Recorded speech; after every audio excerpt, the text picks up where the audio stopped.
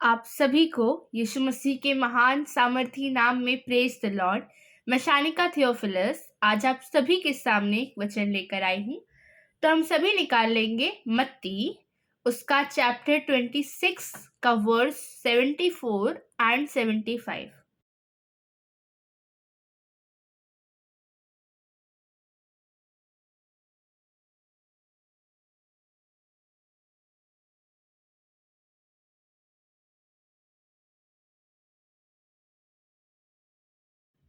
Praise the Lord. तो जब हम ये पढ़ते हैं तो यहाँ पर लिखा है मत्ती 26 के 74 एंड 75 में कि तब वह धिक्कारने और शपथ खाने लगा, मैं उस मनुष्य को नहीं जानता, और तुरंत मुर्ग ने बांग दी। तब पतरस को यीशु की कही हुई बात स्मरण आई, मुर्ग के बांग देने से पहले तू 3 बार मेरा इनकार करेगा। और वह बाहर जाकर फूट फूट कर रोया। Praise the Lord. यहाँ पर पतरस और यीशु के बारे में कहा गया है कि जब ऐसा हुआ था कि यीशु मसीह ने जब वो क्रूस पर चढ़ाए जाने वाले थे उसके पहले उन्होंने अपने चेलों से बात की थी कि उन्होंने भविष्यवाणी जो हुई थी पहले उसे उन्हें याद दिलाया था कि मैं चरवाहे को मारूंगा और उसकी भेड़ें तितर बितर हो जाएंगी। तब पतरस ने यीशु को कहा था कि कुछ भी हो जाए लेकिन मैं तुझे नहीं छोड़ूंगा, कोई भी तेरे विषय में ठोकर खाए लेकिन मैं कभी नहीं खाऊंगा। तब यीशु ने उन्हें कहा था कि आज रात को ही मुर्ग के बांग देने से पहले तू 3 बार मेरा इनकार कर चुका होगा। और फिर पतरस ने कहा था कि मुझे तेरे लिए मरना भी पड़ जाए, मैं मर जाऊंगा, लेकिन मैं तुझे छोड़ूंगा नहीं, मैं तुझे कभी नहीं त्यागूंगा। और फिर जब वो घड़ी आई, जब सचमुच वो समय आया, जब यीशु मसीह को क्रूस पर चढ़ाया जा रहा था, तब पतरस ने अलग अलग समय पर 3 बार उनका इनकार किया कि ये कौन है, मैं इसे जानता ही नहीं हूँ, मैं इसके साथ हूँ ही नहीं। क्योंकि वो समय ऐसा था कि अगर किसी को पता चलता कि अच्छा ये यीशु को फॉलो करने वाला है तो उसकी जान को भी खतरा हो सकता था। क्योंकि इस टाइम पर सब यीशु के इतने विरोध में थे कि इसको अब क्रूस पर चढ़ाना है, बहुत हो गया। और इसी कारण से वो डर कर बैठा हुआ था। वो डर रहा था कि कहीं ये मुझे भी उस क्रूस पर ना चढ़ा दे, कहीं मुझे भी कोई ऐसी सजा ना दे जिससे मुझे दर्द सहना पड़े या जिससे मैं मर जाऊं। और वो इस बात से डर रहा था और डर के कारण उसने यीशु मसीह का 3 बार इनकार कर दिया कि मैं इसे नहीं जानता। जब हम बाइबल में देखते हैं तो लिखा है कि जो मेरा इनकार करेगा, जब मैं अपनी दूतों के साथ आऊँगा, जब अपने पिता की महिमा में आऊँगा, तब मैं उसका इनकार कर दूँगा, मैं उसे पहचानूँगा ही नहीं। लिखा है कि जो मुझे नहीं पहचानेगा, जो मेरा इनकार करेगा, मैं उसका इनकार कर दूँगा। पतरस ने पाप किया, एक ऐसा पाप किया जो कि उसे खुदा से पूरे अनंत काल के लिए अलग कर सकता था। उस समय जब यीशु मसीह चेलों से बात कर रहे थे, तब पतरस ने ये कहा कि मैं कभी तेरे विषय में ठोकर नहीं खाऊंगा, मैं कभी तुझे नहीं छोड़ूंगा। हाँ, वो उनसे प्यार करता था, लेकिन और उसने अपनी भावनाओं में आकर, उसने इमोशंस में आकर ये कह दिया कि मैं कभी तुझे नहीं छोड़ूंगा, कभी नहीं त्यागूंगा। लेकिन उसने तब ये नहीं समझा कि वो एक शारीरिक रूप में है, वो मांस के अंदर है, वो शरीर के अंदर है, और शरीर पाप करता है, शरीर पाप से अट्रैक्ट होता है। बहुत बार हम भी ऐसा करते हैं ना, जब हमें समझ आता है, जब पवित्र आत्मा हमें हमारे ऊपर प्रकट करता है कि जो तुम कर रहे हो वो गलत है, तुम्हें ये नहीं करना चाहिए। या बहुत बार हम अपने खुदा का इनकार कर देते हैं, शब्दों के द्वारा ना करें, लेकिन हम बहुत बार अपने कामों के द्वारा उसका इनकार कर देते हैं। और फिर जब हमें पवित्र आत्मा बताता है कि देख तूने क्या किया है, तब हम बहुत बार कहते हैं कि ठीक है, अब से मैं ये नहीं करूँगा। अब से खुदा मैं तुझे कभी नहीं छोड़ूँगा, मैं तुझे कभी नहीं त्यागूँगा। मैं हमेशा तेरे साथ चलूँगा और मैं अब ये पाप फिर से करूँगा ही नहीं। हाँ, ठीक है, इसे कहने में कोई गलत बात नहीं है। अगर हम ये कहते हैं, इसका मतलब हमने निर्णय लिया और निर्णय को लेना बहुत ज़रूरी है। लेकिन उस निर्णय को लेने के बाद हमें अपने खुदा से अनुग्रह को भी मांगना है कि पिता, जो मैं कहता हूँ ना, मैं जानता हूँ कि शरीर के बस की बात नहीं है। अगर मैं शरीर पे ही डिपेंडेंट रही, अगर मैं शरीर पे डिपेंडेंट रहा, अगर मैं खुद के ऊपर डिपेंड रहा, खुद पे मुझे कॉन्फिडेंस रहा कि मैं नहीं करूँगा, फिर से अब मैं नहीं करूँगा, मैं खुद को रोकने की सामर्थ्य रखता हूँ। अगर हमें ये कॉन्फिडेंस है ना खुद पर, तो ये कॉन्फिडेंस कभी भी पूरा नहीं होगा। हमारा ये निर्णय जो हमने लिया था कि मैं फिर से ये चीज़ नहीं करूँगा, वो बहुत जल्द टूट जाएगा। क्यों? क्योंकि हम खुद पर डिपेंड हुए हैं। हमने खुद से कहा है कि अब मैं ये नहीं करूँगा। हाँ, हमें निर्णय लेना है, निर्णय लेना बहुत ज़रूरी है। बिना निर्णय लिए कुछ नहीं हो सकता है। जब तक आप निर्णय नहीं लोगे, जब तक आप पवित्र आत्मा को बोलोगे नहीं कि हाँ, मैं तैयार हूँ अपने आप को तुझे सौंपने के लिए, तब तक वो आपके अंदर आएगा भी नहीं। वो बिना इन्विटेशन नहीं आता है। He is a gentleman. जब तक आप निर्णय नहीं लोगे, तब तक चीज़ें आपके लिए होंगी नहीं, क्योंकि आपने उन चीज़ों को अलाउ ही नहीं किया। लेकिन निर्णय को लेने के बाद अगर आप खुदा का अनुग्रह नहीं मांगते हो, तो जो निर्णय आपने लिया, आप उसमें सफल नहीं होगे। जैसे पतरस के साथ हुआ। पतरस ने निर्णय तो लिया, पतरस ने कहा तो सही कि मैं तुझे कभी नहीं छोड़ूंगा, सब ठोकर खाए तो खाए, लेकिन मैं कभी तेरे विषय में ठोकर नहीं खाऊंगा, ये उसने कहा। लेकिन वो ये भी तो कह सकता था कि खुदा मुझे ये सामर्थ्य दे, ऐसा अनुग्रह दे कि मैं तेरे विषय में कभी ठोकर नहीं खाऊं। अगर वो ये कहता ना, तो शायद वो नहीं गिरता। अगर वो ऐसा कहता, अगर वो ऐसी दुआ करता, अगर ऐसी प्रार्थना करता कि खुदा मुझे अपने अनुग्रह से भर, अपनी सामर्थ से भर, कि मैं ना गिरूं, मैं तेरा कभी इनकार ना करूं, मैं इस पाप में पड़ूं ही ना, तो वो कभी शायद इनकार करता ही नहीं। लेकिन उसने खुद पर कॉन्फिडेंस लेके आया। पतरस ने अपने ऊपर कॉन्फिडेंस किया कि मैं तो ये नहीं करूँगा, ऐसा तो हो ही नहीं सकता कि मैं यीशु मसीह का इनकार करूँ। और जब डर उसके सामने आया, जब जब उसे डर लग रहा था, तब उसका शरीर उसके शब्दों पर हावी हो गया। लेकिन आपको पता है, जब आप खुदा का अनुग्रह मांगते हो ना, जब आप उसकी सामर्थ मांगते हो, जब पवित्र आत्मा की भरपूरी से अपने अंदर उपस्थिति को मांगते हो ना, तब जब आपका शरीर आपको कुछ गलत में, कुछ गलत बात में, कोई गलत चीज में जो कि खुदा के विरोध की है, उसमें फंसने को कहता है ना, तो वो अनुग्रह, वो पवित्र आत्मा, वो सामर्थ आपकी उन अभिलाषाओं को ओवरकम कर लेता है और आपको उन गलतियों में, उन पापों में गिरने से बचा लेता है। हमें निर्णय तो लेना है, लेकिन वो निर्णय सिर्फ हमारे कुछ शब्द ना हो कि हाँ, अब से मैं नहीं करूँगा। लेकिन जैसे हमने बोला कि खुदा, मैं चाहता हूँ कि अब से मैं ये ना करूँ। खुदा, मैं नहीं चाहता कि मैं तुझसे किसी भी छोटे से छोटे कारण की वजह से दूर हूँ। लेकिन खुदा, मुझे इस चीज़ के लिए तेरा अनुग्रह चाहिए, क्योंकि बिना तेरे अनुग्रह के मैं कुछ नहीं कर पाऊँगा। जब हम ये कहते हैं ना, तो खुदा हमारी सहायता करता है। वो तो देखता है कि हम उससे मांगे, हम उससे कहें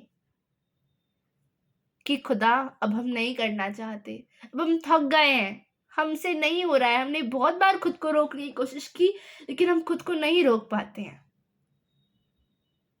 पिता, हमें सिर्फ आपके अनुग्रह की जरूरत है, हमें आपके अनुग्रह की जरूरत है, क्योंकि बिना आपके अनुग्रह के हम कुछ भी नहीं कर सकते। हम आज जब हम ये सुन लें, तो हम उसके अनुग्रह को मांगे कि खुदा, मुझे तेरा अनुग्रह दे, मुझे तेरी सामर्थ दे, क्योंकि आप जानते हैं हम एक स्पिरिचुअल वॉरफेयर में हैं, हम एक आत्मिक युद्ध में हैं और हम उसके राज्य के योद्धा हैं। दिन भर में कितनी सारे हथियार हमारी ओर फेंके जाते हैं। क्या आप उन हथियारों से बिना किसी हथियार के जीत पाओगे? आपके हथियार पता है क्या है? यीशु मसीह की पवित्रता, परमेश्वर की अग्नि, उसका तेज, उसकी आग, पवित्र आत्मा और उसका कलाम, उसका जीवित वचन, जो एक तेज जो एक तेज तलवार के समान चलता है। यीशु मसीह आपकी ढाल है, आपकी सहायता करता है। पवित्र आत्मा आपका सहायक है।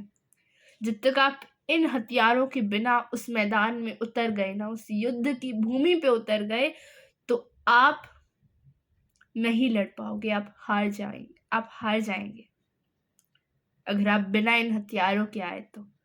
लेकिन जब आप उस अनुग्रह, उस सामर्थ, उस तेज, उस अग्नि, उस पवित्रता के साथ उस युद्ध के मैदान में उतरोगे, तो आप नहीं हारेंगे। फिर किसकी हिम्मत के आपको गिराए? कोई आपको नहीं गिरा पाएगा जब आप यीशु के साथ उस युद्ध में जाओगे। आपको पता है, दुष्टता की ताकतें आपसे नहीं डरती।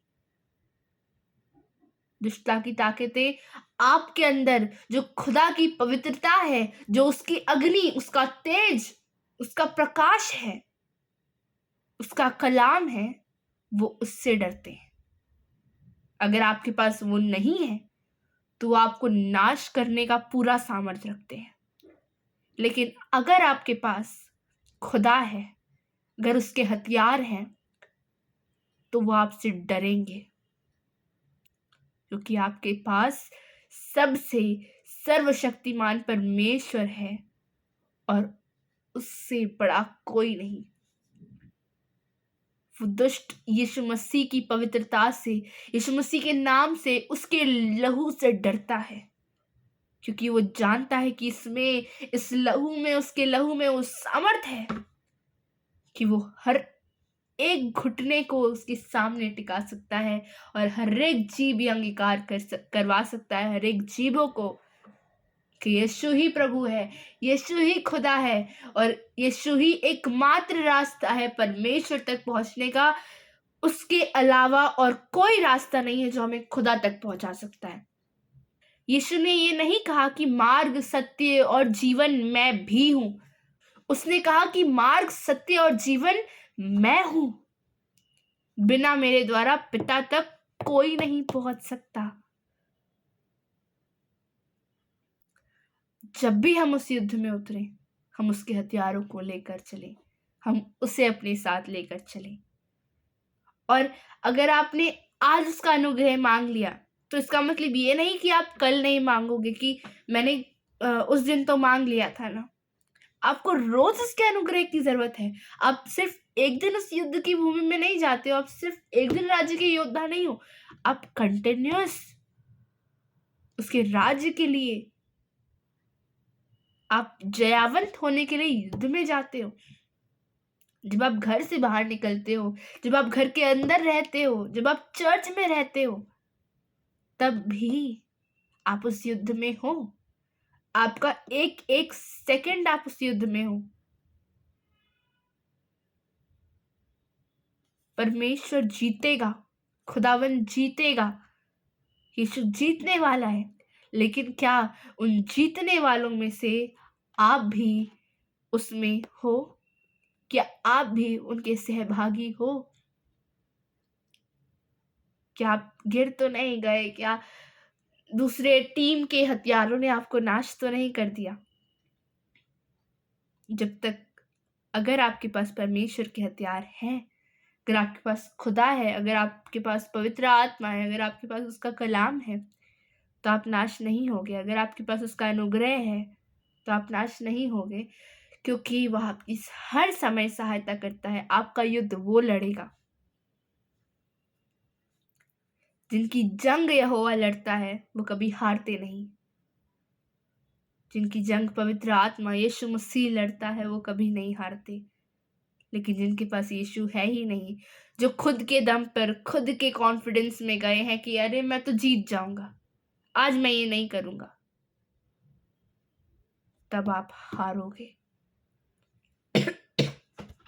खुद पर डिपेंड नहीं होना है, पवित्र आत्मा पर, यीशु मसीह पर, उसके अनुग्रह पर डिपेंड होना है। पौलुस प्रेरित की हर जो पत्रियां हैं उसके एंड में वो कहते हैं कि तुम पर परमेश्वर का अनुग्रह बना रहे, अनुग्रह बना रहे, अनुग्रह बना रहे। आप जब पढ़ेंगे तो आप देखेंगे पौलुस की हर जो पत्रियां है ना, हर एक पत्रियों में उन्होंने लास्ट में ये लिखा है, एंड की लाइन ही यही है कि परमेश्वर का अनुग्रह तुम पर बना रहे। क्यों? क्योंकि वो जानते हैं कि उसका अनुग्रह कितना जरूरी है। बिना उसके अनुग्रह के हम चल तक नहीं सकते, बिना उसके अनुग्रह के हम अपने विचारों पर जय तक नहीं पा सकते। तो यीशु के जैसे बनना, उस युद्ध में लड़ना तो बहुत बड़ी बात हो जाती है। हम सिर्फ एक छोटे मोटे विश्वासी बनकर ना रह जाएं जो सिर्फ विश्वास करते हैं।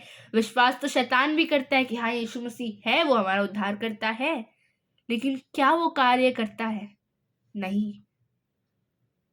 हम सिर्फ विश्वास करने वाले नहीं, हम कहें उससे कि खुदा मैं तेरे राज्य का योद्धा बनना चाहता हूँ, तेरे राज्य की योद्धा बनना चाहती हूँ,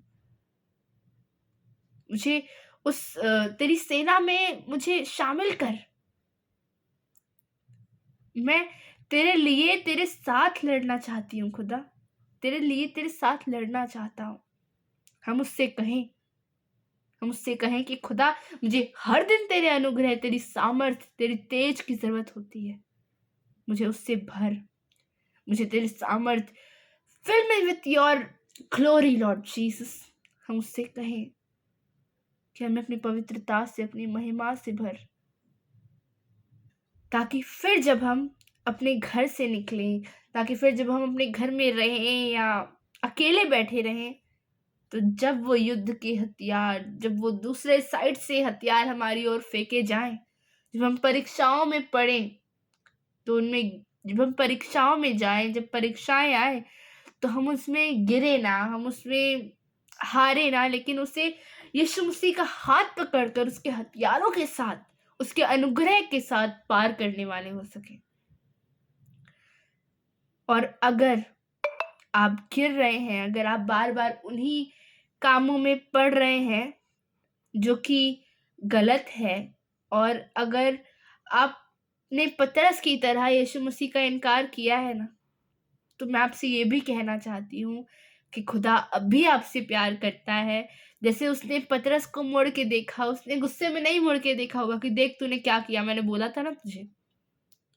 नहीं, जब यीशु मसीह ने पतरस को मुड़ के देखा होगा उसके 3 बार इनकार करने के बाद, तो यीशु मसीह ने उसे दया से, प्रेम से देखा होगा, प्यार से देखा होगा कि कोई बात नहीं, हो गया ना, तूने सीखा कुछ, लेकिन अब तू मेरे साथ चल, मेरे अनुग्रह में, मेरी छाया में चल, ताकि तू फिर ना हारेगा। जब हम उस जयावंत के साथ चलते हैं तो हम कैसे हार जाएंगे, लेकिन अगर हम अपने शरीर में चलते हैं तो हम कैसे जीत पाएंगे? उस जयावंत के साथ चलेंगे तो हम भी जयावंत ठहरेंगे, लेकिन अगर शरीर के साथ चलेंगे, अगर खुद पर भरोसा करके, अपने शरीर पर विश्वास करके चलेंगे, तो हम नहीं जीत पाएंगे। अपने आप को, अपने खुदा को पूरी रीति से समर्पित करना सीखें। उससे कहें कि खुदा हमसे जितनी गलतियां हो गई, हम तुझसे उन सब चीजों के लिए क्षमा मांगते हैं, और अब कहते हैं कि अब हम खुद पर नहीं लेकिन तुझ पर निर्भर होना चाहते हैं। खुदा पर निर्भर होना सीखें, खुद पर नहीं।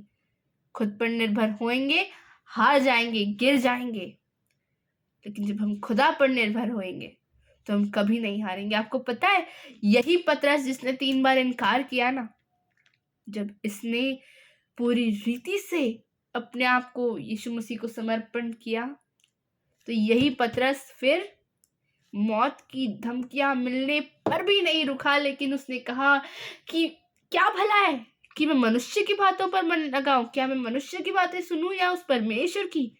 ये उस पतरस के स्टेटमेंट्स थे। क्या आप सोच सकते हैं, एक ऐसा इंसान, एक ऐसा व्यक्ति जो खुद पर डिपेंड होते समय हार गया, लेकिन जब वो खुदा पर डिपेंड हुआ उसे मौत से भी डर नहीं लगा। वो यीशु के बारे में कहता था, वो प्रीच करता था, वो डरता नहीं था। फिर उसकी मौत भी क्रूस पर हुई और वो डरा नहीं। वो बहादुरी के साथ अपने खुदा के लिए खड़ा रहा और उस युद्ध में डटा रहा। वो हारा नहीं, वो गिरा नहीं। क्यों? क्योंकि उसके बाद उसने अपने खुदा का अनुग्रह लिया, अपने खुदा से सहायता को मांगा। समय बहुत कठिन है और यीशु के आने का समय बहुत निकट है। हम एक भी सेकंड का रिस्क ना लें कि ये तो कर सकते हैं, अभी थोड़ी ना खुदा आ रहा है। आपको नहीं पता वो कब आ जाए, और आपको नहीं पता आपके रास्ते में कौन सी परीक्षाएं आए। आज ही अपने आप को जब ये सुनते हैं तो अभी अपने आप को खुदा को समर्पित करें कि हे पिता, मैं खुद पर नहीं लेकिन तुझ पर निर्भर होकर चलना चाहता हूँ, क्योंकि मैं जानता हूँ जब मैं तुझ पर निर्भर हो जाऊंगा तो मैं हार ही नहीं सकता। क्योंकि तेरा अनुग्रह, तेरी सामर्थ मुझे बचाए, मुझे उठाए रखता है।